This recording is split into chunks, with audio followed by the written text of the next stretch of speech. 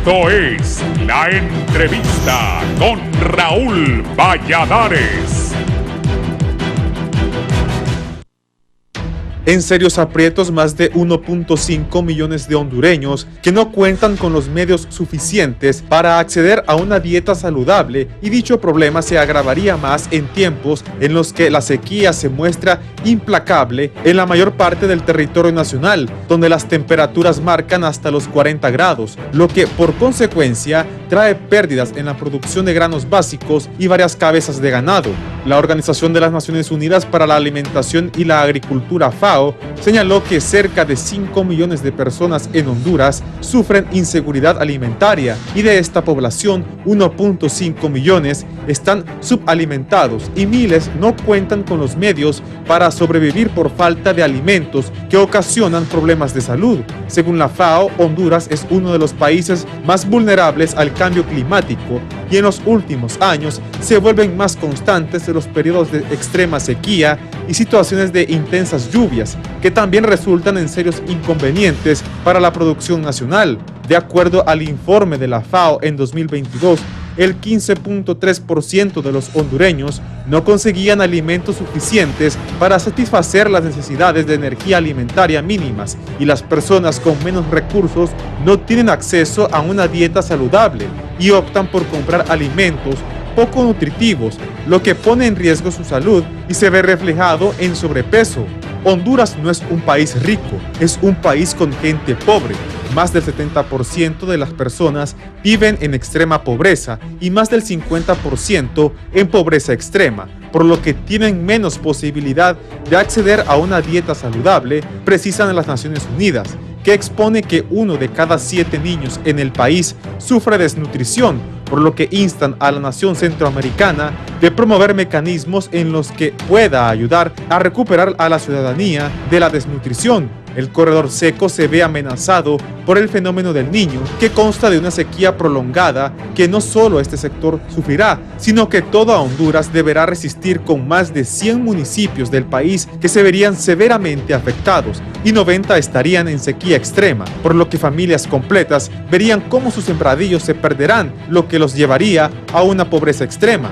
El corredor seco abarca hasta 8 departamentos y, según especialistas de la Comisión Permanente de Contingencias, si no se actúa con programas para detener el avance de esta condición, se podría llegar a un punto en que el 50% de la agricultura de Honduras tendría problemas.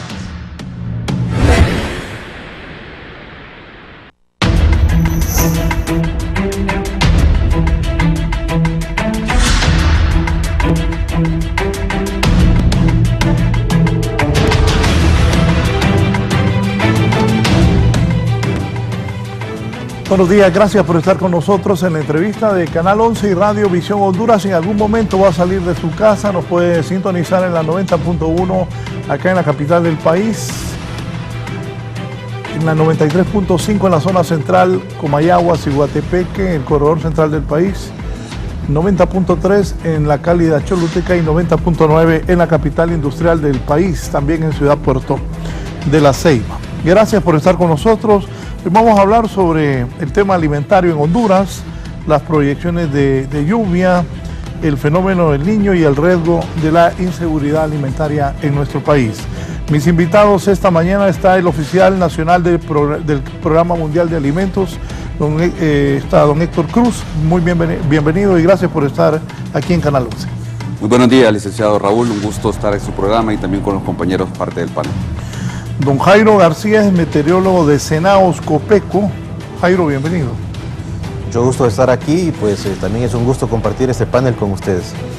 Gracias, don Héctor Cruz, don Jairo García y don Dulio Medina, el presidente Pronao, también con nosotros. Dulio. Muchísimas gracias, licenciado. Un saludo a los compañeros panelistas y a ustedes por invitarnos para dar a conocer a la población la problemática que nos avecina. El ingeniero Roy Lazo, viceministro de Agricultura y Ganadería. Buenos días, viceministro.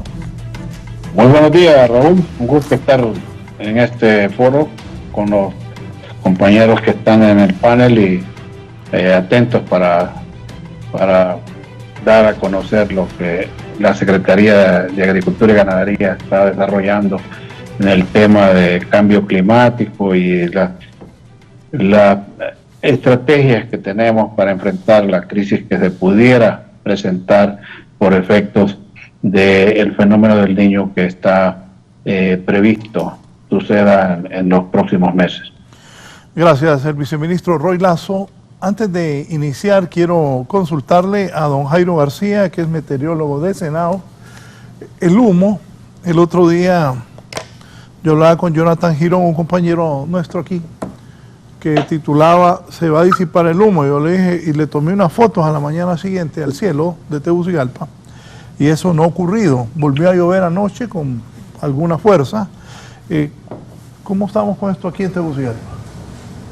Bueno, en el caso de Tegucigalpa, como se lo mencionaba extracámara, ocuparíamos más o menos unas 2 o 3 semanas de lluvias continuas para que las... 2 o 3 semanas de lluvia continua. Más o menos para No, que... no va a pasar. Para que las partículas de humo se vean encapsuladas en el agua de la lluvia. Disculpe, lo interrumpo, es para hacer más ameno esto. 2 a 3 semanas, nunca ha pasado eso aquí. Pues ese sería el lapso. Cuando hay, ni con huracán. Bueno, ese sería el lapso más o menos. Ese humo no se va a quitar. Se necesita también que las fuentes de incendios forestales se vean también mermadas para que pues, las partículas vayan disminuyendo. O sea, va de la mano la disminución de las fuentes de incendios, y también necesitamos días con lluvias continuos para que las partículas de humo, como le mencionaba, pues se vean encerradas, encapsuladas en las gotas de lluvia, y pues la capital vuelva a verse clara de nuevo. Sí. Bien, vamos al tema. Es eminente el fenómeno del Niño, va a afectar a Honduras. ¿Qué tanto nos va a afectar? ¿Qué piensa? Penosamente tenemos desde el 1988 que se inició a sacar las proyecciones de los proyectos de riego a nivel de país, pues seguimos bastante retrasados en el sistema.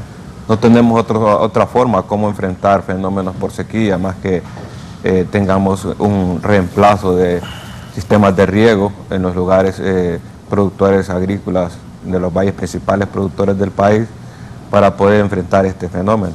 La SAC en este momento está levantando un censo para habilitar productores con kit de proyectos de riego. Eso es un gesto bastante importante, que se viene dando ese ejercicio desde el 2020, cuando tuvimos la sequía del 2019. Pero tiene que tener ya el productor ya un riego, solo únicamente lo que se hace es ampliar el sistema de riego, porque es de la única forma como podemos evacuar nosotros este desafío que estamos teniendo nosotros por los productores nacionales.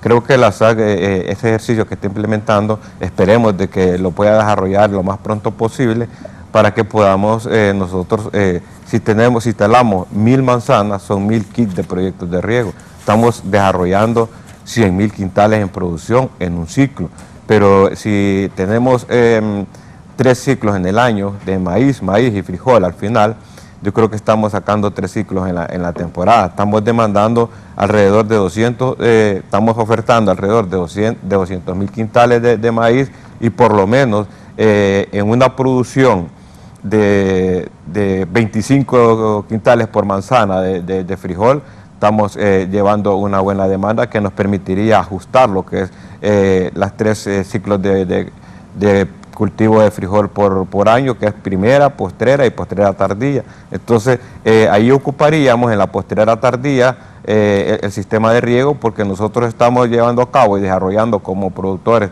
en los principales valles productores del país sistemas de riego, producir frijol postrera tardía, y en las partes altas del país estar produciendo con la humedad que queda de lo que es del invierno como tal. Entonces, el cultivo del frijol en la postrera tardía está despegando más que todo en la postrera, en lo que es entre noviembre, diciembre y enero, para producir en marzo. Pero desafortunadamente no nos está ajustando lo que es esta oferta nacional, porque no llegamos ni al 1,5 millones de quintales. Como podemos ver, tuvimos tres desafíos de precios en este año recién pasado, que ya se reflejó en los mercados importantes del país, donde quedamos al margen de poder ofertar lo que el país demanda. Tuvimos despegue de precio de frijol en abril del año pasado. Pudimos bajarlo un poco cuando salimos a cosecha nacional el 15 de julio, salió la cosecha nacional de primera. Se volvió a disparar el precio el 28 de septiembre, donde ya no nos ajustó la oferta nacional de primera, hasta poder llegar a 15 de noviembre, donde salió la cosecha de postrera tardía, de postrera normal. De ahí, penosamente, se nos volvió a disparar el precio el 23, 24 de diciembre, donde realmente el frijol nunca ha subido, porque la gente se ocupa para el tema navideño, pero como la oferta nacional no nos ajusta, entonces tenemos estos 3 desafíos en el año. Los indicadores nos llevan a pensar y a sacar una conclusión de que la oferta nacional no nos está ajustando, y por eso tenemos esas tres alzas, no son caídas, sino que alzas de precios, porque las 3 temporadas del ciclo de producción no estamos llegando a cotejar oferta más demanda. Entonces tenemos que revisar el sistema, productores, gobierno, y hoy ya está impactando en el consumidor final. Ya el productor no se lleva lo que es las pérdidas nacionales por sequía, sino que ya está impactando en el consumidor final cuando tenemos estas alzas de precios que queda inalcanzable para lo que es el consumidor final. Pero tenemos que trabajar en eso. Yo sé que la SAC tiene bastantes objetivos y tiene un buen equipo técnico para poder enfrentar esto. Hemos llevado propuestas muy importantes a Casa de Gobierno, y yo creo que esto es un problema de país. Ya no solo nos queda a nosotros como productores quedarnos en el campo produciendo, estamos perdiendo mano de obra, que eso es preocupante también, pero yo creo que lo más importante es enfrentar la situación. No nos podemos quejar de los fracasos, tenemos que salir adelante, pero a la par tenemos que llevar cosas muy importantes. El tema de valor agregado nos permitirá ser competitivos también, que también no estamos quedando al margen, solo produciendo materia prima. Entonces, estamos tan abandonados en el sector productivo que no nos permite solo quedarnos ahí produciendo materia prima. Tenemos que lanzarlos a mejores oportunidades, evacuar un poco la mucha participación de lo que es la intermediación para llegar más blandos al consumidor final, que eso nos permitirá que el consumidor final adquiera precios más módicos, pero ahí tiene que tener una participación masiva, el IMA y otras fuentes que nos pueda ayudar a ofertar a la población. ¿Los pronósticos qué dicen? Bueno, el pronóstico para este año es que es altamente probable que se vaya a desarrollar un fenómeno del Niño a partir de junio, julio, eso es lo que indican los modelos internacionales, y hay probabilidades de un 60 a 80% de que esto se vaya a producir. Y en el caso de Honduras, pues cuando tenemos este fenómeno del Niño, pues el impacto es en la disminución o una canícula prolongada produciéndose en julio, agosto y en algunos lugares extendiéndose hasta los primeros días de septiembre. En el caso de este año, pues lo que se pronostica es que la canícula empezaría en julio, y preliminarmente se maneja que también estaría agosto impactado con la canícula, especialmente en el corredor seco comprendido en los departamentos de Choluteca, El Paraíso, Francisco Morazán, hacia el sur de Comayagua, también en municipios de La Paz, y también algunos municipios hacia la parte suroccidental de Olancho. Esos serían los municipios que tendrían los mayores problemas en cuanto a las disminuciones de lluvia de este año. Y pues, como le mencionaba, pues la característica de la canícula para cuando hay fenómeno del Niño es que lo que más se presenta son días consecutivos sin lluvias.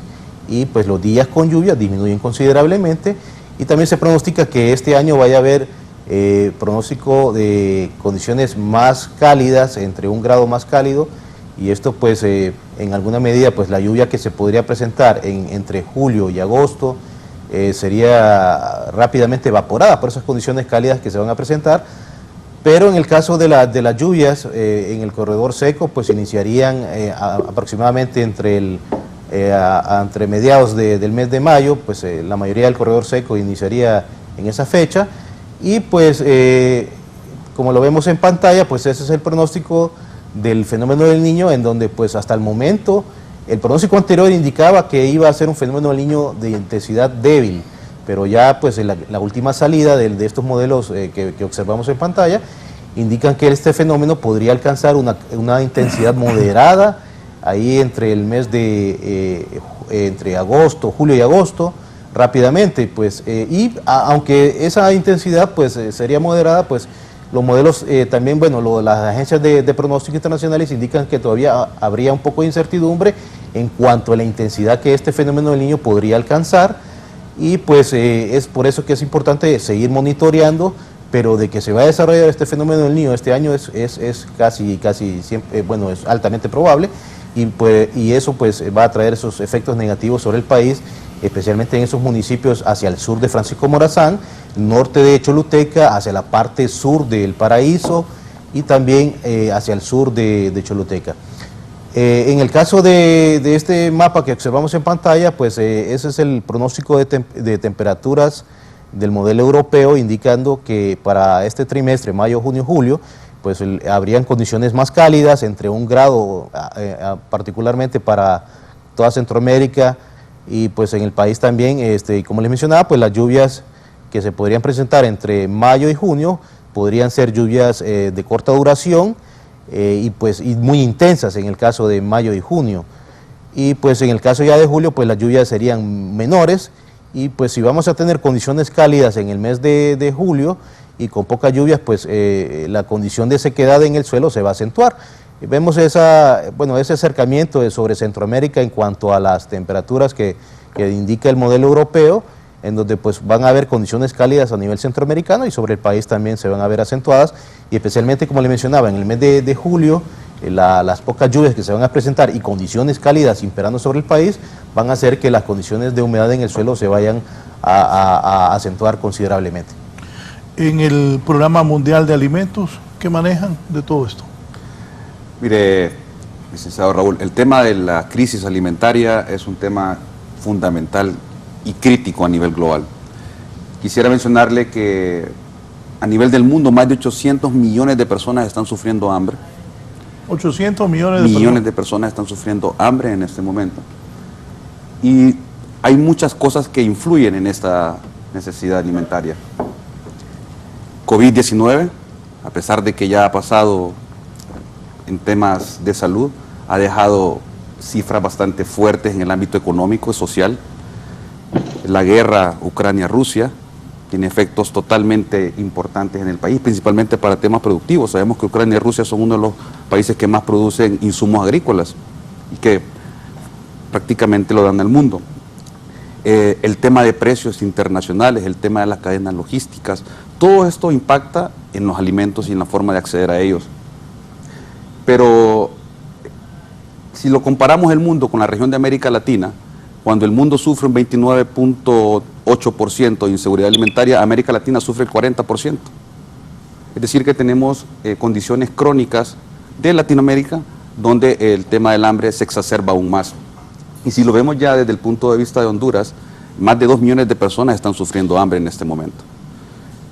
Hoy, lo que quisiera poner aquí sobre la mesa, licenciado Raúl y colegas, es que Honduras ha sufrido en los últimos 4 o 5 años emergencias que vienen a afectar el consumo alimentario.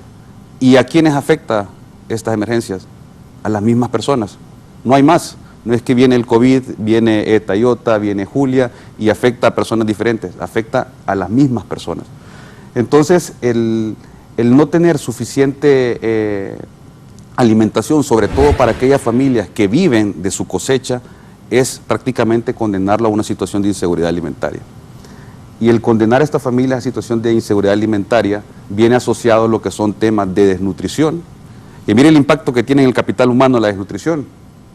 Un niño que sufre desnutrición en algún momento de su vida tiene daños cognitivos importantes que son irrecuperables en todo el ciclo de la vida. Entonces, al momento de que esa persona que ha sufrido desnutrición se pone como una población económicamente activa, podría decir que inicia en una carrera de 100 metros atrás de donde el mundo inicia. Entonces es una carrera bastante larga que el país tiene que cubrir, tiene que pagar por temas de inseguridad alimentaria. Y bueno, sobre todo también que Honduras vive en un contexto de 70% de pobreza. Entonces es una situación bastante crítica, y obviamente el tema del fenómeno del Niño que hemos estado muy de cerca colaborando con la Secretaría de Gestión de Riesgos y Contingencias COPECO, y hemos visto que en los últimos 4 o 5 meses, primero hablábamos de un niño moderado, ahora es un niño severo, ¿no? Un poco lo que se está llamando. Entonces la tendencia es hacia una severidad, y obviamente creo que lo importante en este momento es poder tomar acciones anticipadas que permitan reducir el impacto y el riesgo en toda la seguridad alimentaria de estas familias, y obviamente creo que es parte de algunas de las acciones que vamos a identificar en este foro. Sí, viceministro, al escuchar a los panelistas, ¿qué planes tiene el gobierno, qué prevenciones hay sobre esto del fenómeno del niño para este año? Adelante. Bueno, la Secretaría de Agricultura, en base a la perspectiva del clima que nos ha enviado Senado, pues hemos desarrollado algunas estrategias encaminadas principalmente a incentivar la producción agrícola.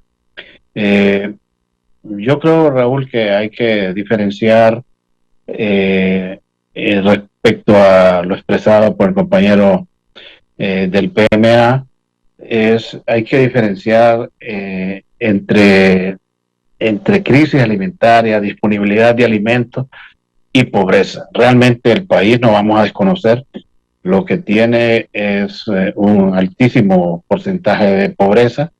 Se habla de alrededor del 70% de pobreza y un 55% de pobreza extrema.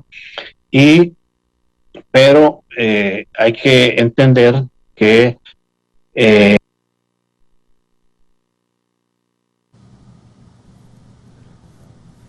El micrófono, viceministro. Viceministro, el micrófono. Bien, vengamos, Eddie, para restablecer. Viceministro, si toca ahí para el micrófono, creo que tocó la computadora y se... ahí.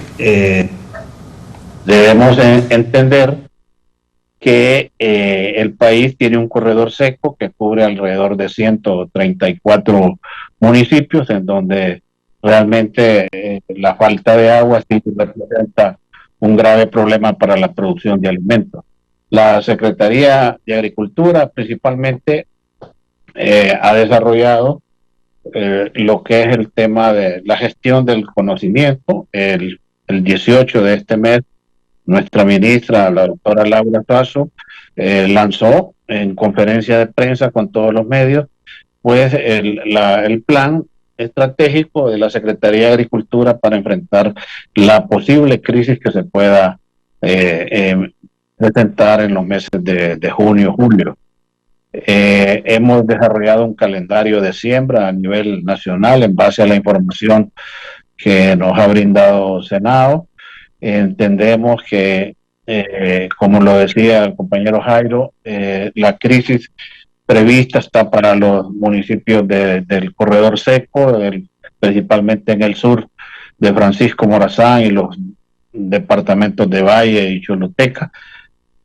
Sin embargo, los departamentos de Colón, Lloro y parte del Paraíso, pues podrán tener regímenes de lluvia, si bien un poco inferiores a lo tradicional, pero que permitirán sacar una cosecha de maíz y de frijol principalmente. También la Secretaría está desarrollando mesas agroclimáticas para mantener informada a la población actualizadamente cada mes, y por supuesto los grandes programas que ha venido desarrollando la Secretaría para incentivar el cultivo y garantizar la seguridad alimentaria de la población, como lo es el bono tecnológico, que este año recibió un incremento de 300 millones de lempiras. Vamos con 1.000 millones de lempiras para el 2023 y esperamos llegar a unas 130.000 manzanas en primera, en este cultivo de primera.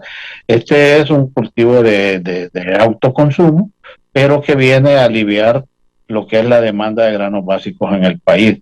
En lo que es lógica comercial, o sea, los grandes productores como Odulio, que está por ahí, en estos que principalmente se desarrollan en los valles de Olancho, el Lloro, en el Negrito Lloro y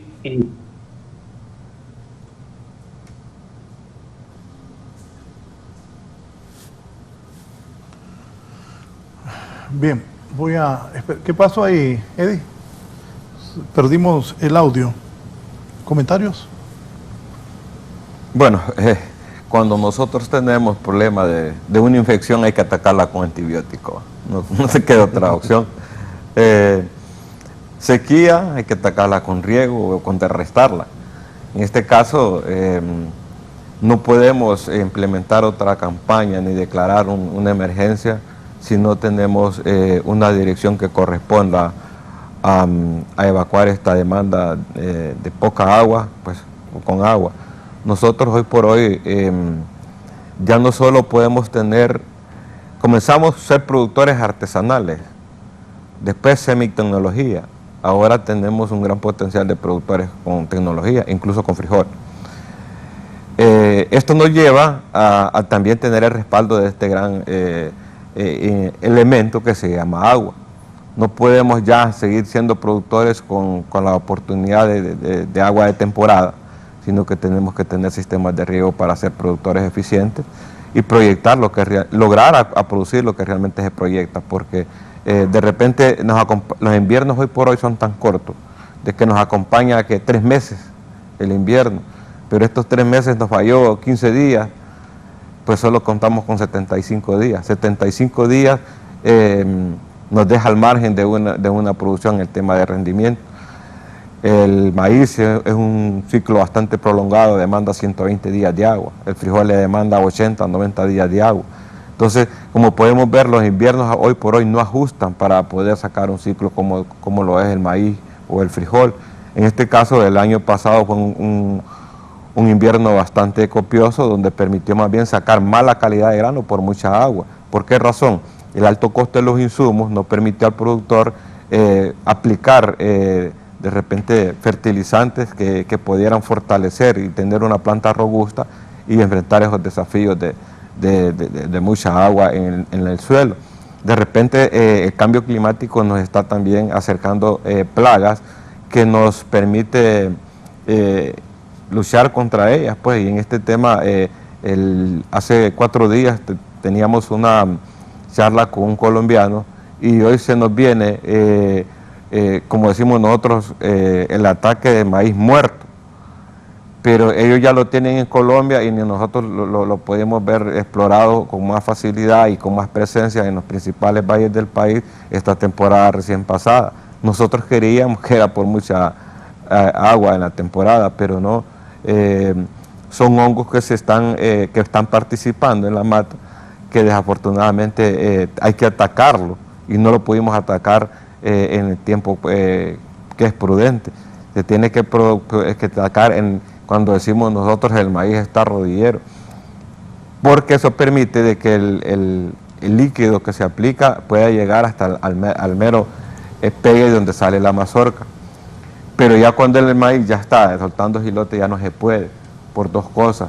Una, que la mata tiene una cobertura que inicia desde el pie de la mazorca con la hoja y no logra filtrar el producto químico, por un lado. Por otro lado, el fungicida que se aplica para controlar eso no alcanza a filtrarse hasta las matas donde sale la mazorca, entonces siempre se queda en la parte superior de arriba. Entonces nos toca luchar con todos esos elementos que son negativos para la producción, pero más sin embargo, si tenemos ya una proyección cómo enfrentarlo, pues hay que enfrentarlo para seguir produciendo, pero desafortunadamente el sector está tan abandonado que esto va a venir a impactar en una forma bastante negativa, porque las producciones no están ajustando. Nosotros como país estamos importando ya más de 20 millones de quintales y eso pues no es conveniente para un país que es altamente consumidor. Latinoamérica está caracterizado por ese tema de que somos bastante consumidores de maíz, frijol, los países de la región, y Honduras, valga la oportunidad, hoy por hoy tenemos los precios más bajos en el tema de frijol. En el tema de frijol, quien encabeza los precios más altos es El Salvador, seguido de Costa Rica y Guatemala. Nicaragua, que ha sido el productor referente para abastecer El Salvador, Costa Rica y Honduras, o para complementar la demanda que a nosotros a veces nos ha faltado en otras temporadas anteriores. Ya Nicaragua está a la par de los precios nuestros. A veces está hoy el precio de ayer de Nicaragua en frijol está registrando precios mayores que los nuestros. Entonces eso indica de que la comida, pues ni los países que realmente están fortalecidos con producción no les ajusta para abastecer a los países de la región. Entonces es preocupante. Yo creo que las autoridades tienen que ver y explorar más con seriedad estas campañas. Las campañas tienen que ser antes de llegar al problema, porque la enfermedad es mejor prevenirla, no atacarla en el momento cuando ya la tenemos. En este país falta un quintal de frijol y es una alarma bastante grande. Entonces, para lograr evitar eso, pues tenemos que lanzar con oportunidades más bondadosas al productor nacional, porque del 2018 a esta fecha, solo de maíz de área comercial estamos perdiendo el 33% de productores, y esos son números bastante alarmantes. Nosotros georreferenciábamos para ofertar al área comercial, a las industrias de balanceados y harina, 36.000 manzanas, y el día de ayer hicimos cierre y solo estamos georreferenciando 20.300 manzanas. Entonces son alarmantes estos números, porque hemos bajado notablemente en estos pocos años, donde realmente tenemos que motivar más al productor, y desafortunadamente lo estamos desmotivando, porque nosotros como productores no tenemos precios que realmente ajusten para poder motivar a la gente. Los precios de los fertilizantes se nos han disparado. Eso es un elemento mundial que participa para desmotivar a productores. El costo de la mano de obra se nos ha disparado, se nos ha escaseado. Yo creo que como país tenemos que ser más responsables para permitirles, o como gobierno, para permitirles inscribir productos para controlar el tema de ataques de hongos y plagas más acondicionado a la adquisición de los productores de estos fungicidas y herbicidas, insecticidas, que las casas comerciales inscriban productos a precios alcanzables a los productores. En Nicaragua... Oigan, pero que las casas comerciales, ¿qué? Hay que acercar a las casas comerciales para inscribir. Eso no va a pasar. No va a pasar, pero tenemos que enfrentar eso. No por eso, pero tocar no una casa comercial en este país es como tocar una transnacional. Por eso le digo, es como que le diga a alguien que, oye Memo, ayúdame y que tu negocio, no van a bajar un peso. Mire, le voy a contar cómo es el tema de manejo de inscripción de productos en Nicaragua. Solo en un minuto. ¿Qué piensa de todo esto? ¿Qué va a pasar con qué tan grande va a ser esa sequía extrema en Honduras, cree usted? Bueno, según los pronósticos que están saliendo de Senados, el tema de la sequía va a ser bastante fuerte. Entonces, tomar acción temprana, tomar acción para mitigar los riesgos que esto pueda pasar, creo que es la ruta adecuada. Y en ese sentido, nosotros hemos estado participando en un comité interinstitucional de la sequía, que fue conformado por el gobierno mismo a través de la Secretaría de Gestión de Riesgos y también la Secretaría de Agricultura y Ganadería, donde justamente se están buscando estas soluciones de provisión de insumos o de acciones anticipadas que puedan reducir el impacto. Yo siempre pienso mucho en las personas más vulnerables, y que prácticamente son productores de secano, ¿no? Dependen de la lluvia, y a pesar de que este fenómeno del Niño reduce la cantidad de lluvia, también tenemos el otro elemento, que es la irregularidad de estas pequeñas lluvias. Entonces, estas familias que si pierden este ciclo prácticamente estarían esperando hasta un segundo ciclo de postrera para poder cubrir su brecha alimentaria, ¿no? Entonces, es muy importante tener una mirada. Creo que el gobierno está tomando acción en ese sentido con el comité interinstitucional, donde estamos apoyando a diferentes actores, y Sobre todo la protección social en este momento juega un esquema muy importante. La Red Solidaria está en más de 2.300, 2.000 y un poco más de aldeas en el país donde van a estar cubiertos de alguna forma, pero siempre la mirada de nosotros es aquellos de los más vulnerables y las personas que sufren muy significativamente desde el punto de vista de consumo cuando existe una pérdida por estos efectos negativos de la sequía, ¿no? ¿Qué tan fuerte va a ser esa sequía? Bueno, En Honduras, por ejemplo, ayer, ¿cómo había calor? bueno, con este panorama de este fenómeno del Niño de este año, pues si es de intensidad moderada, pues sería una sequía fuerte, ¿verdad? Especialmente acentuada en esos municipios hacia el sur de Francisco Morazán, comprendidos también en El Paraíso, especialmente hacia el norte de Choluteca, y también Comayagua, La Paz. Ahí sería el punto más fuerte de sequía acentuada y duradera en cuanto a julio y agosto, con esa canícula muy acentuada para esos lugares, y pues menos extendida. Y también hay que mencionar también que para la parte del Bajo Aguán, del Valle del Aguán, también habría condiciones de pocas lluvias entre mayo, junio y julio. Ese mapa que está en pantalla, pues es el pronóstico del Instituto de Investigación Internacional en cuanto a la probabilidad de que se vaya a producir menos condiciones de lluvia sobre el país y sobre el área Caribe de Centroamérica y pues el Caribe de Sudamérica. Y pues cada vez los pronósticos son más consistentes en cuanto al pronóstico de menos lluvias para los próximos meses sobre Honduras y sobre la región centroamericana, y pues en base a toda esta consistencia que ya van ofreciendo todos estos modelos de pronóstico climático, es que podemos decir que las condiciones de lluvias serían irregulares para este primer ciclo, ¿verdad?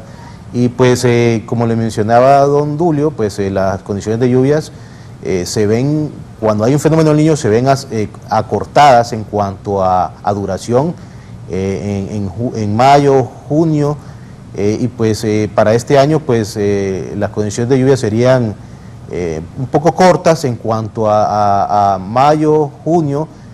Junio sería un mes lluvioso, especialmente en Francisco Morazán, Choluteca, también alguna parte importante del Paraíso, el sur de Comayagua. Ahí pues junio sería condiciones muy lluviosas, pero julio totalmente las lluvias se van a retirar muy considerablemente, y pues sería un panorama muy contrario a lo que va a suceder en el mes de junio, y es por eso que es importante, como lo mencionaba en una reunión que se tuvo la semana pasada, pues el manejo adecuado de estas condiciones de lluvias que se van a presentar este año entre mayo y junio, y teniendo ese panorama de que en julio pues las lluvias van a disminuir considerablemente en esta parte del corredor seco central del país. Y pues ese sería el pronóstico del mes de mayo, en el que se observa en pantalla. Hacia la izquierda es lo que se está pronosticando y hacia la derecha es lo que normalmente se da. Y pues las condiciones de lluvia más acentuadas serían hacia la parte de Francisco Morazán, Choluteca, y hacia la parte suroccidental, pues este año serían ahí las condiciones más lluviosas. En el caso de la capital, pues condiciones de lluvias muy normales para este mes de mayo. Y pues en el caso de ese mapa que se observa a la derecha es qué tanto va a disminuir la lluvia para el mes de mayo en tonos amarillos y anaranjados. Entre más anaranjado, pues las condiciones de lluvia van a ser menos lluviosas para esas zonas. En el caso de la zona central, pues en el caso de Tegucigalpa, pues vemos que las condiciones de lluvia serían verdes claros, que serían condiciones normales, ligeramente un poco más lluvioso este mes de mayo. Y pues mayormente el mes de mayo el mayor problema sería en el Aguán. Ahí las condiciones de lluvias serían muy bajas. En el caso de junio, las condiciones de lluvia serían acentuadas en Choluteca, El Paraíso, Francisco Morazán, La Paz, la parte importante de La Esperanza, de Intibucá, el Empira. Ahí serían las condiciones más lluviosas. También hay alguna parte importante ahí en Gracias a Dios. Y pues si le damos a la siguiente, por favor, vemos que el mapa de excesos de lluvias hacia la derecha o de disminuciones, pues vemos que en la parte central del país las condiciones de lluvia serían favorables, muy favorables en cuanto a la distribución y los acumulados que se van a presentar en el mes de junio, pero vemos ese panorama en el norte del país que pues no es tan bueno también, que va a haber una disminución considerable de lluvias desde mayo y se va arrastrando hasta el mes de junio. Si le damos a la siguiente, que vamos a ver el panorama de lluvias en el mes de julio, vemos que ya las lluvias van disminuyendo para la parte central, eso lo podemos observar en el mapa de la izquierda, en donde pues los verdes más claros representan condiciones menos lluviosas en cuanto a acumulados, y si le damos a la siguiente, por favor, vamos a ver la disminución de lluvias que ya se ve acentuada, en donde pues como les mencionaba, entre más anaranjado o café se va viendo el mapa, pues las disminuciones son muy acentuadas, especialmente en la parte de Choluteca, la parte hacia el sur de Francisco Morazán, los municipios hacia el suroccidente del Paraíso, y también algunos municipios que podrían abarcar ahí en La Paz, también en municipios ahí de Valle, y pues como les mencionaba, pues y también si le damos al siguiente mapa, bueno, ese es el mapa centroamericano del pronóstico que se determinó para Centroamérica, y pues en cuanto a este fenómeno del Niño, pues vemos que El Salvador y Honduras comparten un escenario en cuanto a disminuciones acentuadas hacia la parte oriental del Salvador y nuestra parte sur, y también hacia esa parte importante del norte del país que comprende casi la totalidad de Atlántida, una parte muy importante de Colón, también una parte muy importante de Lloro, en donde se está comprendido el Valle de Laguán. Pues para este año el Valle de Laguán pues tendría muy poca oferta de lluvias, y pues el corredor seco del país, pues ese panorama que fijamos en ese pronóstico centroamericano. Si le damos a la siguiente, por favor, ahí lo tenemos ya pues más georreferenciado ahí el panorama de disminuciones de lluvias para los departamentos, y como lo vemos, pues el Valle de Laguán hacia la parte norte sería la situación más complicada, y vemos esa parte hacia el sur del país, comprendiendo gran parte de Francisco Morazán, El Paraíso, Choluteca, Valle, La Paz, Intibucá, en donde pues esas disminuciones de lluvias se van a ver acentuadas en el mes de julio. Y vemos que preliminarmente pues vemos agosto, que también se va a presentar un panorama de lluvias menos copioso, y vemos el siguiente mapa, por favor, para ver las disminuciones, y observen ahí que esa mancha café pues se ve acentuada en gran parte de esos departamentos del Paraíso, Francisco Morazán, Choluteca, y ese es el problema más fuerte, que sería la extensión de esta canícula, que sería, bueno, hasta el momento la vemos que sería de 2 meses, y con condiciones de pocas lluvias para estos departamentos, y pues el problema más fuerte sería esa duración prolongada de esa canícula en esos departamentos que pues son altamente vulnerables, y son los departamentos que cuando se presenta un fenómeno del Niño son los que tienen mayor problema en cuanto a los acumulados de lluvias, y pues esos acumulados de lluvias tienen impactos en la producción de esos departamentos. Sí, viceministro Lazo, comentarios sobre lo expuesto aquí por los panelistas.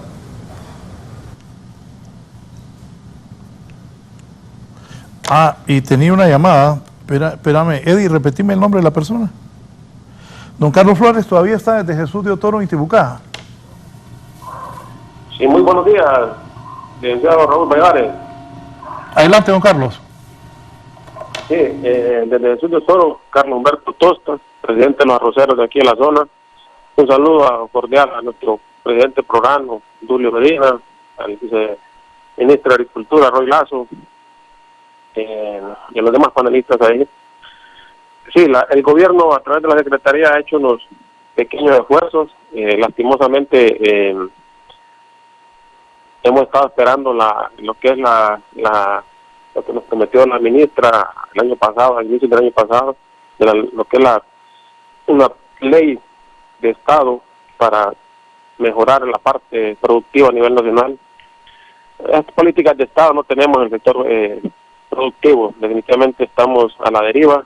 Aquí hay leyes de protección al consumidor, al transporte y otras cuestiones, hay subsidios a los transportistas, y al sector primario productivo no hay ninguna seguridad. No tenemos nuestras producciones, no las tenemos de ningún tipo aseguradas, no tenemos precios de garantía. Entonces, el productor como tal está tan desmotivado que aquí en la zona lo que están haciendo es pues urbanizando las tierras, que son tierras muy favorables para el cultivo de arroz, la están notificando. Debo decirle, don Raúl, que la parte agropecuaria está pues lamentablemente de rodillas. Nosotros estuvimos en un plantón frente a Casa Presidencial con la idea de que nos recibiera el expresidente o la señora presidenta, y no nos quisieron abrir las puertas para entrar y dialogar, porque lo que queremos es dialogar para ver qué le podemos aportar al gobierno y conjuntamente poder salir adelante. La situación viene más dura. Estoy viendo el análisis ahí de Copeco, de Senados. El otro año, estimado licenciado, va a ser peor la sequía, o sea, porque todas las fuentes de agua no se van a recargar este año y va a venir una crisis totalmente muy grave. El viceministro nos decía la vez pasada que habían unas perforadoras de pozo ahí, unas en el Puerto Cortés, otras allá en Olancho, en Jamastrán, parece que están botadas, oxidándose. ¿Por qué no darle cabida a ese proyecto de perforación de pozos? Pues, o sea, el Estado tiene herramientas, lo que pasa es que no hay voluntad o están en otras pues actividades que más la veo política que otra cosa, y están abandonando el sector productivo. Y yo le ruego a la señora presidenta que por favor nos abra la puerta de Casa Presidencial. Nosotros no queremos estar haciendo problemas, queremos ver soluciones conjuntamente con el gobierno para la seguridad alimentaria de nuestro país, porque es vergonzoso que un país con suelos tan favorables para lo que es la agricultura, la ganadería, la parte forestal, no la explotemos. Definitivamente da pena que tengamos que estar importando arroz, maíz, frijoles, y bueno, es bien lastimoso si no se hacen esos cambios, y ojalá la señora presidenta le cuente bien el cuento, porque si no, estimado licenciado Raúl Valladares, creo que el otro año va a ser peor la crisis. Bien, gracias. Voy a hacer una pausa, pero antes de la pausa, Valeria está lista en el Alonso Suazo. Hoy enfrentados. Mientras estábamos en el foro, yo le pedí a Eddie que pusiera un recuadro de ahí de lo que estaba pasando en ese centro de saludos importantes ahí cerca del estadio. Vi a un tipo con una cadena que sabía manejarla, que lo filme, que lo vea la policía, porque es peligroso tipos así. Valeria, ¿qué ha pasado? Adelante. Buenos días, licenciado Raúl Valladares, y a todos los televidentes del foro La Entrevista. Nos encontramos desde las afueras de las instalaciones del Centro de Salud Alonso Suazo, donde se mantienen paralizadas las atenciones aquí para la población hondureña. Licenciado, son 14 días ya que cumple este centro de salud, que permanece tomado. Ya ahora no es como un centro de salud para atender a la población y brindar consultas, sino que como un ring de boxeo, ya que hubo un zafarrancho en horas muy tempranas por parte de los mismos colectivos del Partido Libertad y Refundación, porque hubo un inconveniente con ellos, porque ya habían liberado los portones del instituto, pero hubo un desacuerdo por parte de los mismos colectivos, porque según ellos están infiltrados de la oposición por el Partido Nacional. Lamentablemente los hondureños continúan sin brindar atenciones aquí, pero también vamos a conversar con una de las pacientes que vino también de horas muy tempranas con su niño para que lo atendieran, licenciado, pero no se pudo. Amiga, buenos días. ¿Desde qué sector viene usted? De la Cerro Grande. ¿A qué venía usted? ¿A brindar consulta o vacunación? A planificación familiar, pero como está cerrado me va a tocar comprar hoy la inyección. ¿Cómo ve usted esta situación? No, la verdad, lo veo muy difícil esto. Sí. Bueno, licenciado, lamentablemente son los hondureños que continúan siendo afectados por parte de estos grupos, porque ellos también manifestaron que en horas muy tempranas vinieron unos militarizados para queriéndolos desalojar, pero no pudieron. También le damos a conocer que ya la policía preventiva desalojó las instalaciones, no hay resguardo policial, porque ellos también se pelearon con los mismos de la Policía Nacional. También son 7 centros de salud que permanecen cerrados actualmente por parte siempre de esos colectivos de Libertad y Refundación, sobre todo para hacerle un llamado a las autoridades correspondientes, porque ellos exigen la destitución de la jefa regional de la región metropolitana de salud, la doctora Sonia Maya, porque ellos manifiestan que ella es parte y es miembro del Partido Nacional de Honduras. Se está obstaculizando las gestiones aquí en el instituto porque también están exigiendo esa falta de medicamentos que hay actualmente en toda la red sanitaria del país. Ellos, los colectivos, continúan dentro de las instalaciones y han manifestado también que no van a desalojar y van a continuar con la lucha hasta que tengan una respuesta por parte de las autoridades, porque ya en días anteriores el ministro de Salud había manifestado que él, como autoridad, no puede desalojarlo, solo la Policía Nacional. Esto es lo que le podemos informar a esta hora de la mañana, porque para darle también a la población hondureña va a permanecer cerrada y paralizada las atenciones aquí en el Centro de Salud Alonso Suazo, también en los diversos centros de salud que hay aquí en la capital.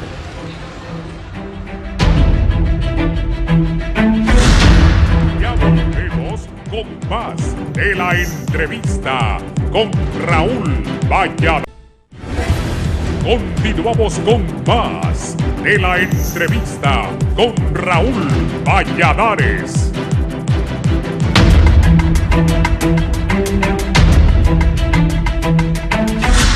Continuamos, me dice aquí don Javier Rodríguez.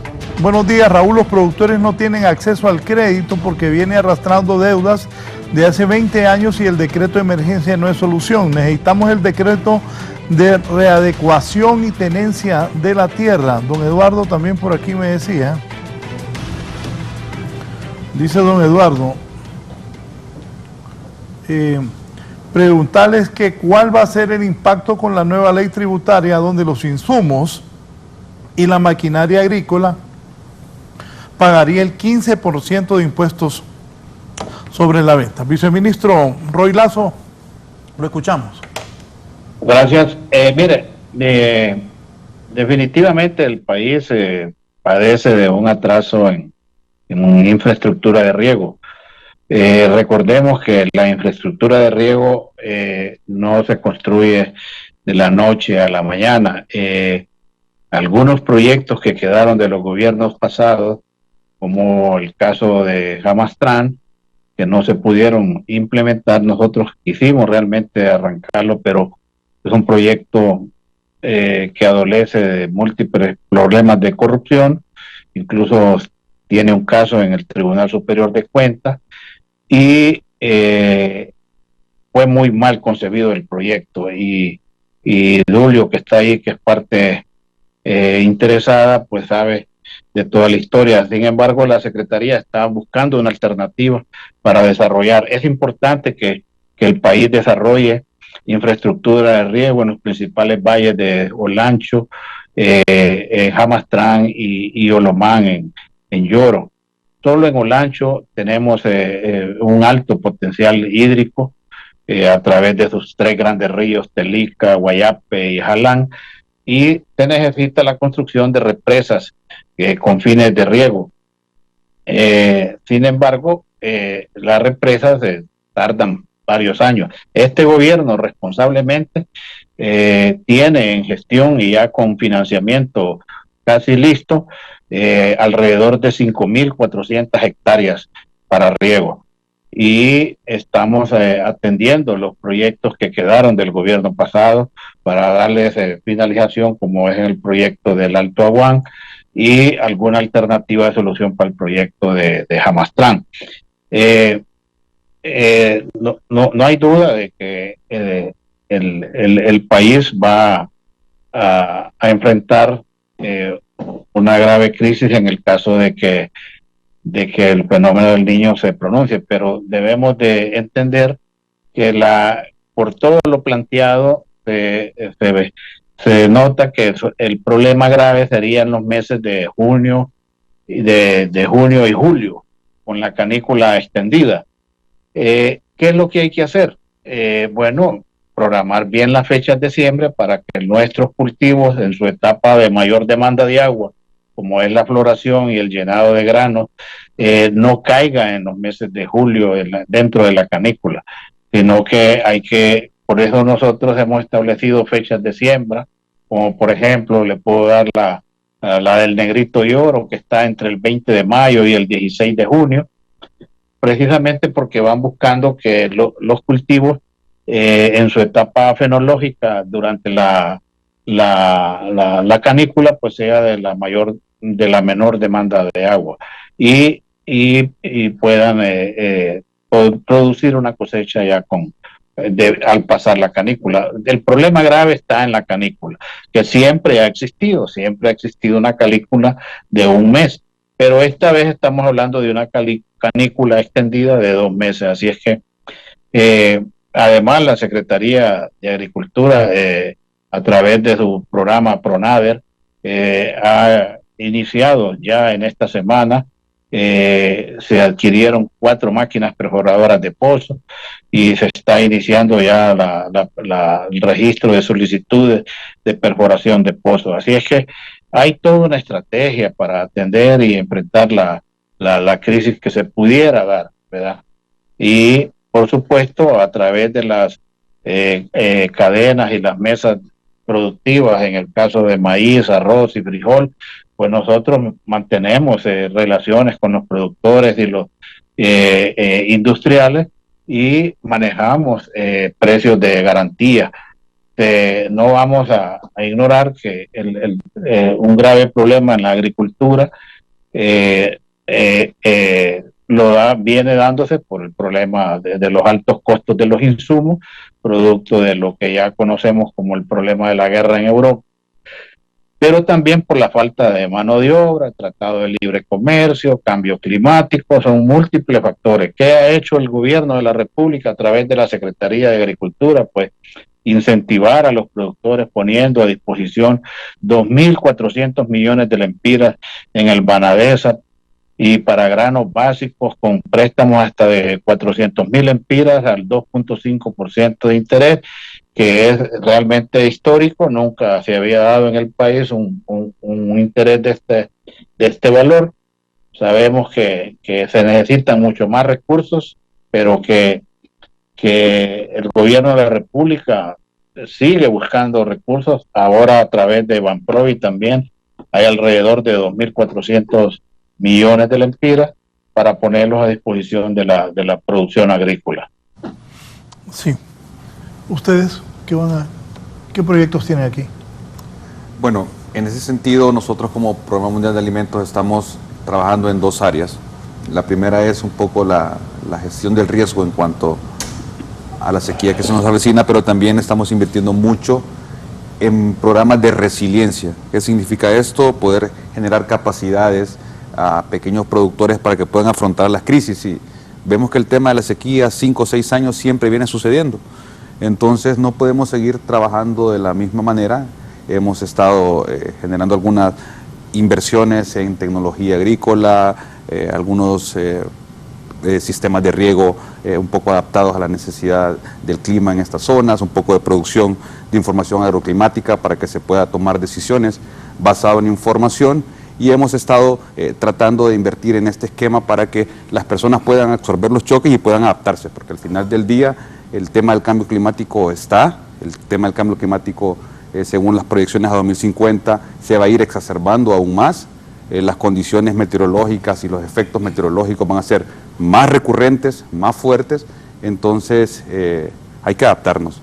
En ese sentido es lo que estamos haciendo como Programa Mundial de Alimentos, y también tenemos la etapa de una respuesta a emergencia en caso de que la crisis pueda afectar de forma grande la población, y hemos identificado fuentes de financiamiento que vamos a complementar, por supuesto, los esfuerzos del gobierno para poder llegar a más personas en un ámbito donde la financiación es bastante poca y la necesidad es grande.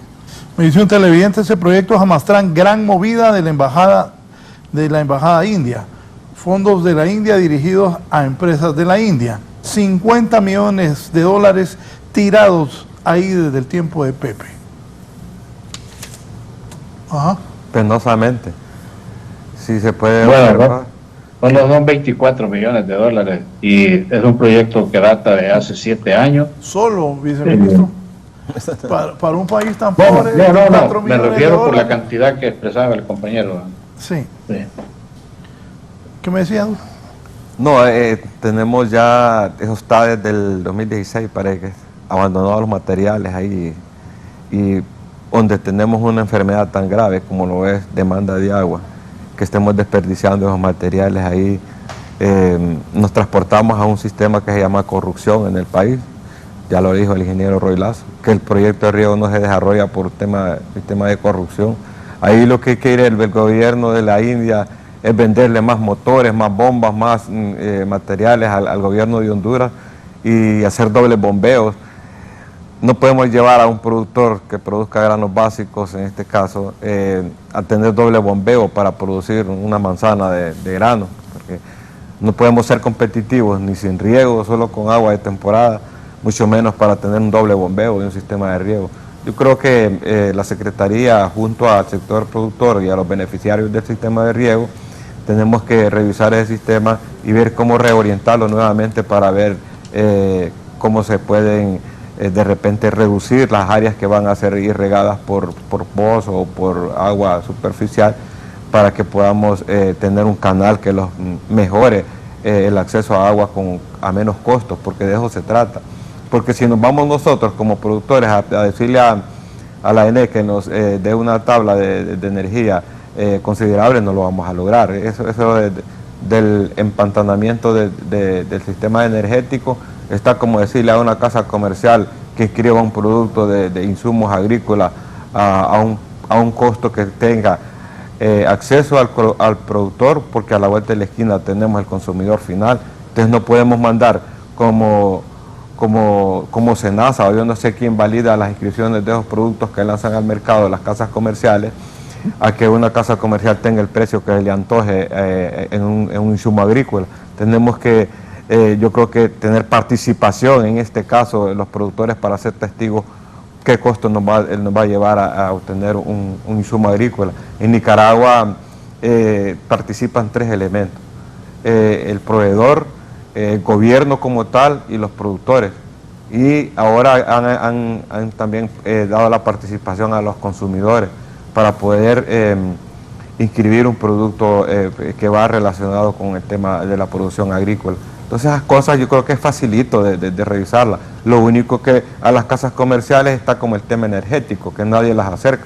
Y los proveedores de las térmicas, eso está pasando. Pues la ENE se sigue endeudando y los productores seguimos adquiriendo insumos agrícolas mucho más caros. Entonces yo creo que me gustaría, ingeniero Roy, que en este sistema sí que se comprometiera para ver cómo acercamos a las casas comerciales.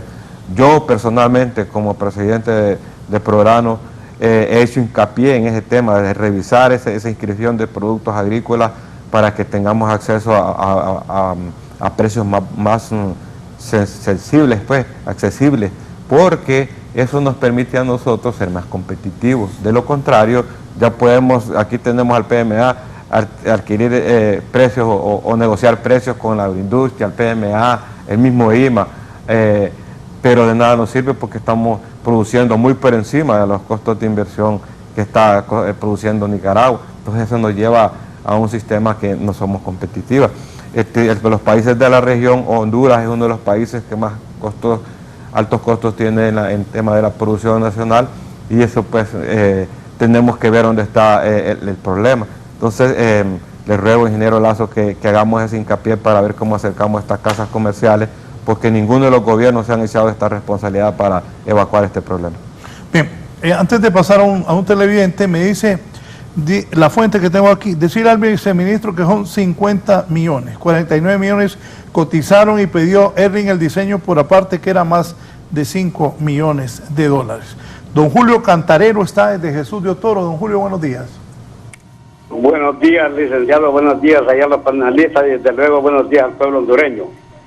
La cuestión de la seguridad alimentaria no depende solo del productor, depende de la política que tenga el gobierno. Desafortunadamente han tenido mala política para el desarrollo agrícola, estamos completamente abandonados.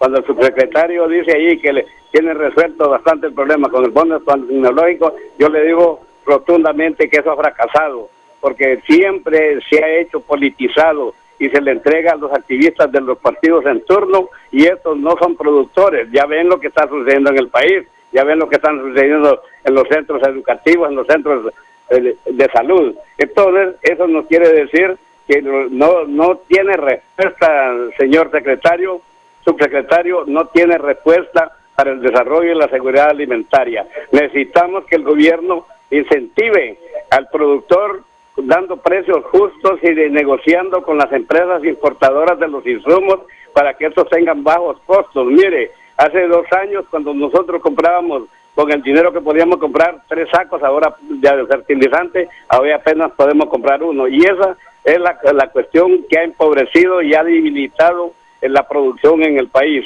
La seguridad alimentaria es un pilar fundamental, porque los alumnos con hambre no van a ir a la escuela, no van a aprender, los campesinos no van a ir a trabajar, la empresa privada se va a ir parando porque nadie con hambre tiene voluntad de trabajar, y pensemos en la seguridad alimentaria para que sea una seguridad para todos y cada uno de los del pueblo hondureño, y podamos desarrollarlos conforme con nuestras capacidades.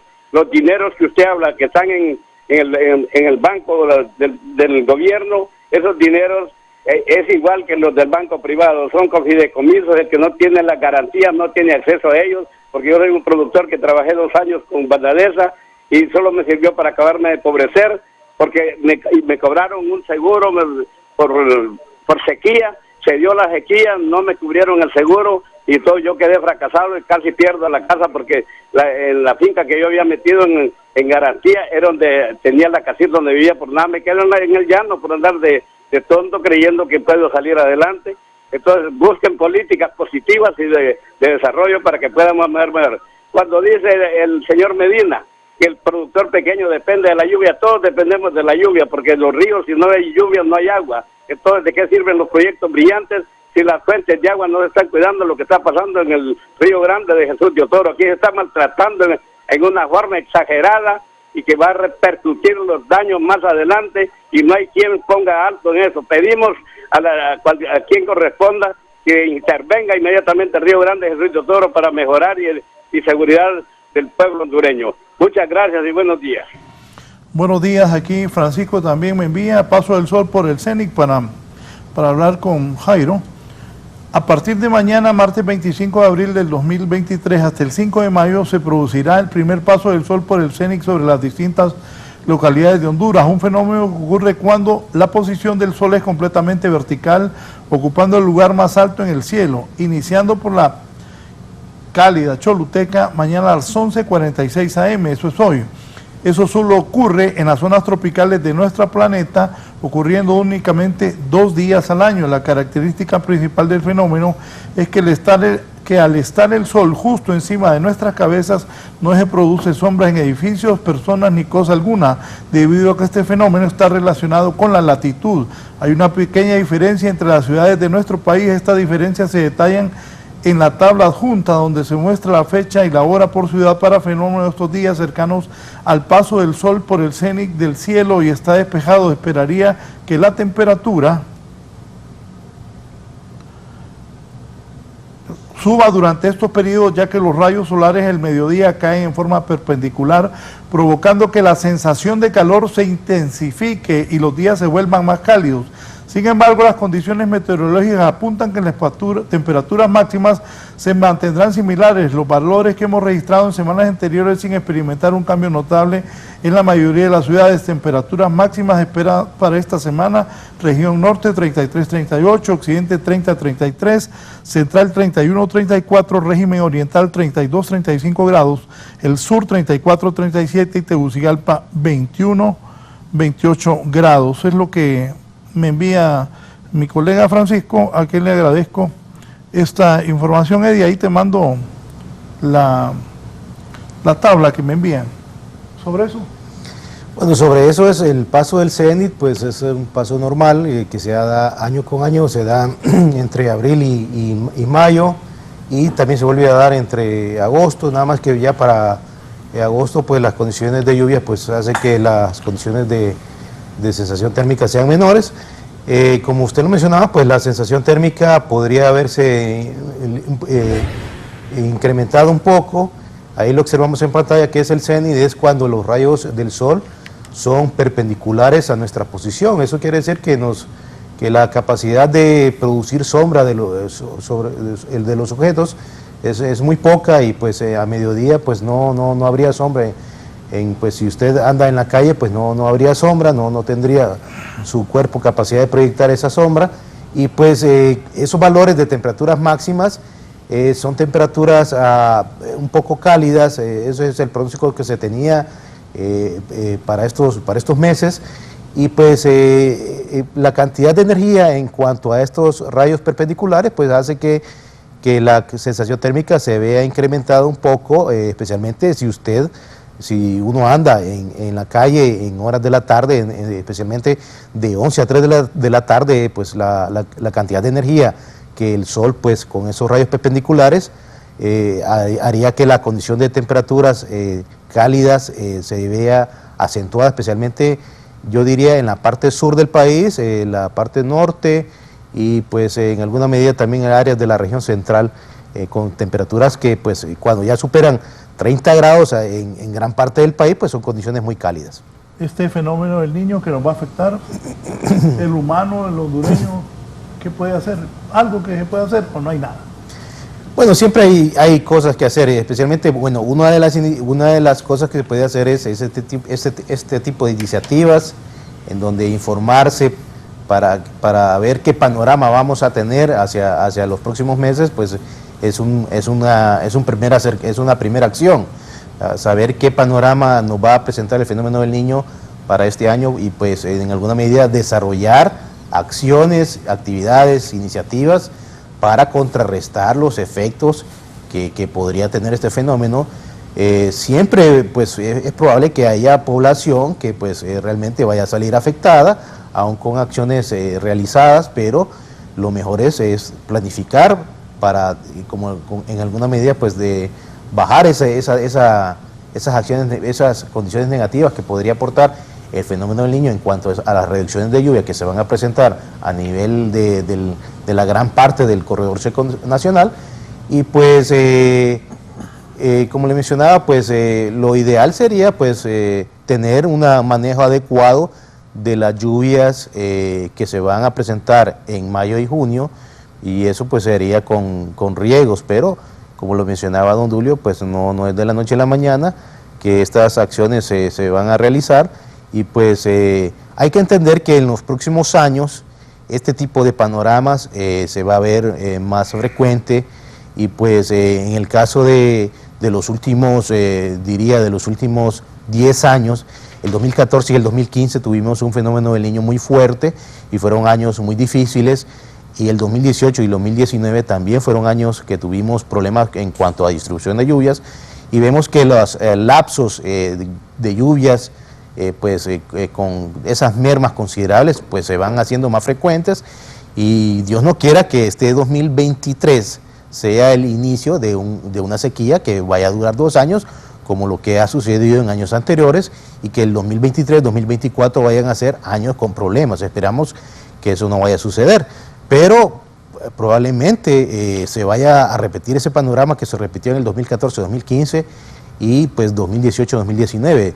Y pues hay que entender que hay que ir desarrollando acciones para ir contrarrestando esos escenarios que van a ser más frecuentes y que pues que son más negativos para la población que vive en esa área del corredor seco, que pues ya está identificado, que es la parte sur de Francisco Morazán, y el Paraíso, Choluteca, La Paz, Comayagua. Pues si esos panoramas se van presentando más frecuentemente, pues hay que desarrollar esas acciones que vayan en alguna medida a favorecer o mermar las condiciones negativas que se van a presentar en años futuros.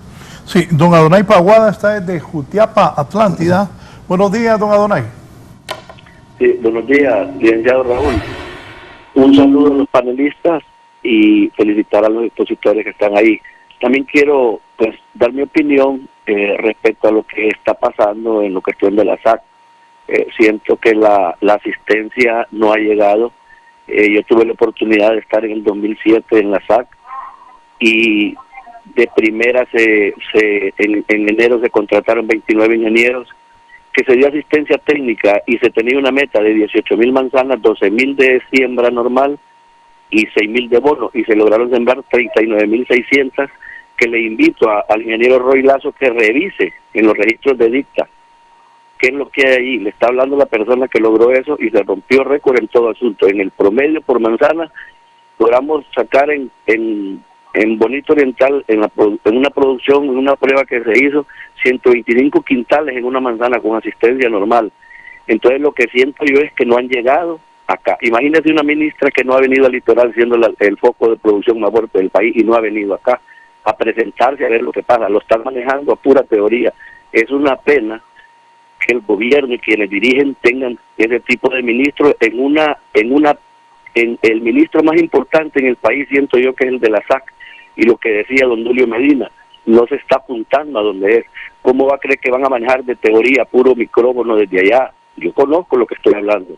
Entonces, no es posible. Lo del bono, lo que dijo el señor, yo tengo un trabajador que lo apuntaron para el bono y no llegó, se lo están dando activistas que lo montan en un camión y lo van a vender a X tienda. El gobernador de Atlanta ya dijo que ya sabía quiénes eran y no hacen nada y siguen en lo mismo. Es una pena. Imagínate que Dicta yo tenía bajo mi cargo 29 ingenieros desde Sico, Jaucón, en todo el litoral, y el ingeniero Julio, si es curioso, lo puede ir a revisar a Dicta. Ahí está el ingeniero Galo, que ese hombre sí sabe lo que se hace en el país, pero seguro le han quitado el mando.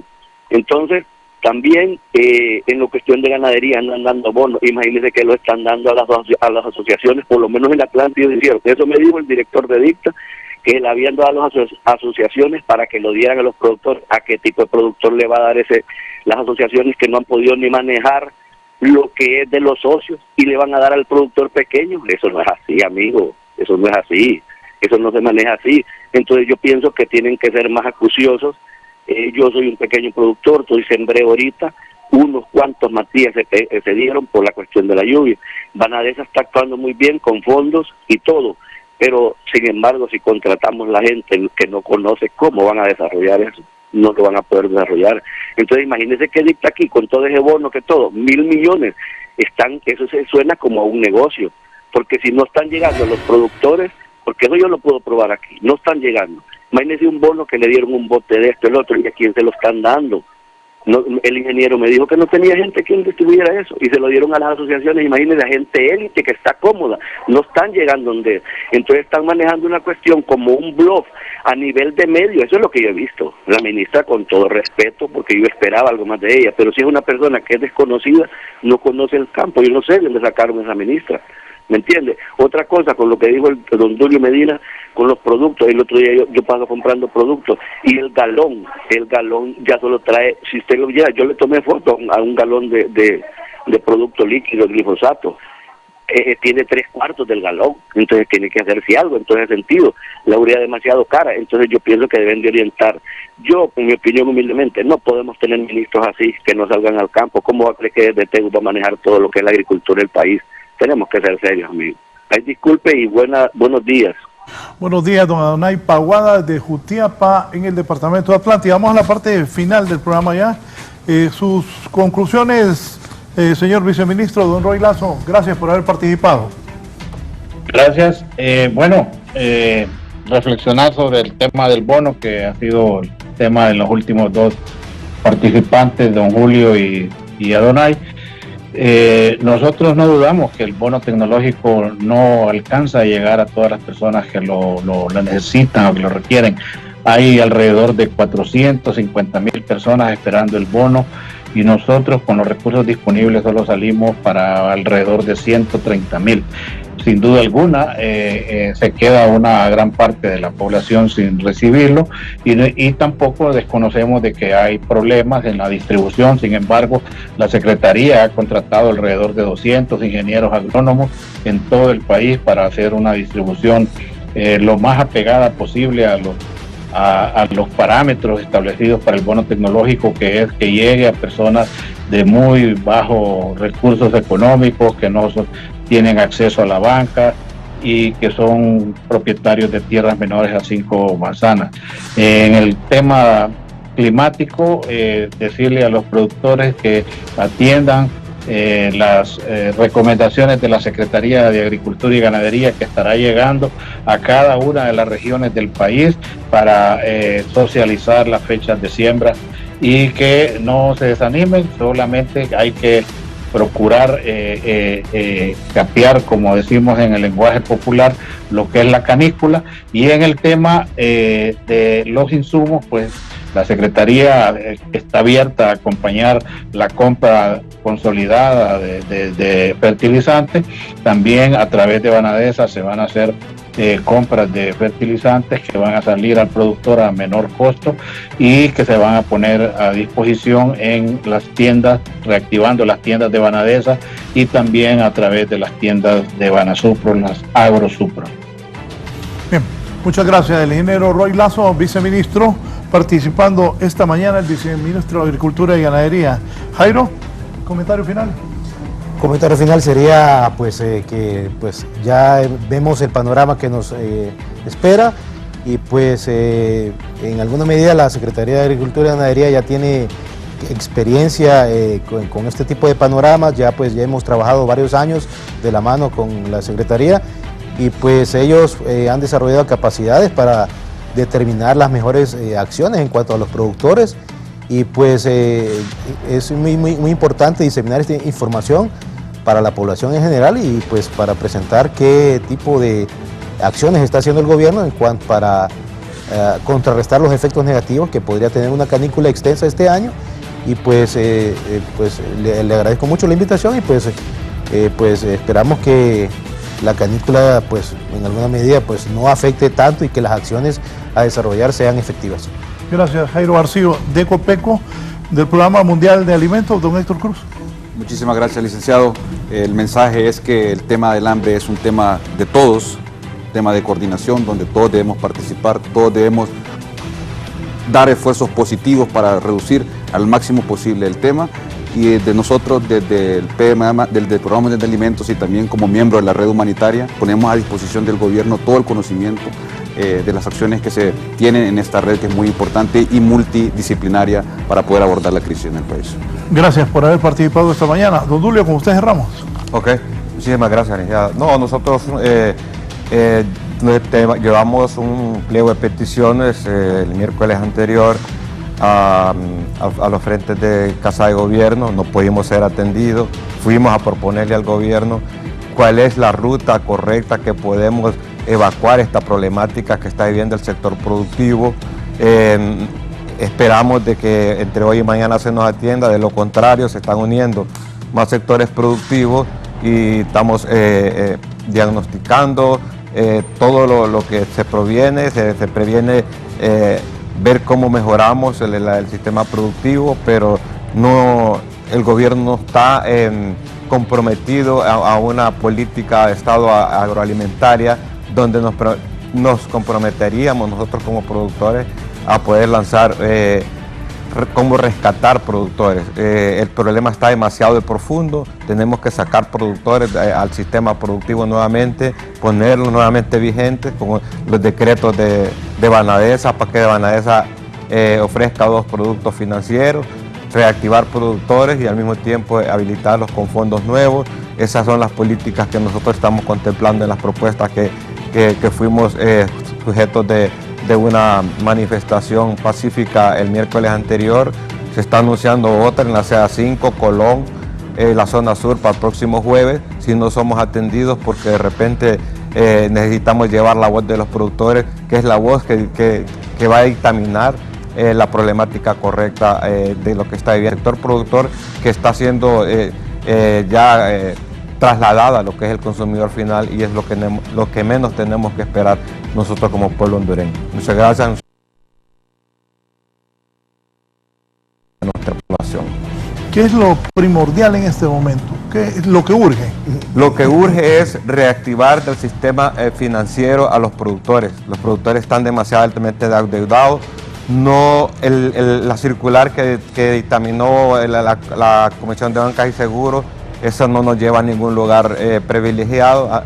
automáticamente le ofrece más capitalizar intereses, más capital otorgado y hacer una prórroga de pago y de repente una negociación de intereses. Pero el único que puede aliviar intereses solo es el Congreso. Y hay productores que tienen créditos de 50.000 lempiras, 30.000, 100.000, pero tienen 300 y 400.000 de intereses. Entonces eso está demasiado de agónico y tenemos que tener un decreto que habilite a Banadesa por medio del Congreso Nacional de la República, que es lo que nosotros le queremos llevar al conocimiento al asesor presidencial para que él realmente conozca la problemática que tenemos. De ahí, una vez que tengamos vigente a los productores, a la par de ahí llevar una campaña masiva de instalaciones de proyectos de riego a los productores nacionales, también ver cómo damos un mejor acceso a la adquisición de los insumos agrícolas. La Secretaría de Agricultura el año pasado para el bono tecnológico consiguió una rebaja de 300 lempiras por quintal. ¿Por qué no transmitirle eso a los productores que compramos el fertilizante? Si el gobierno lo compró 300 lempiras menos, ¿por qué nosotros no nos pueden llevar a una negociación de ese tipo? Yo creo que se puede. Lo único que necesitamos es involucrar las partes.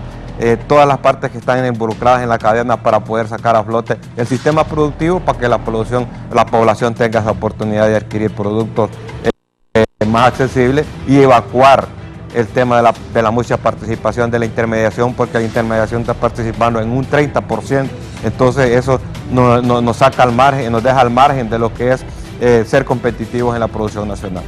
Gracias, don Dulio Medina, gracias a mis invitados, a don Héctor Cruz, a don Jairo García y al viceministro Roy Lazo. El tema de seguridad alimentaria, el fenómeno del Niño, las lluvias y el riesgo de enfrentar esta inseguridad en el país. Buenos días, sigan con Canal 11 y Radio Visión Honduras.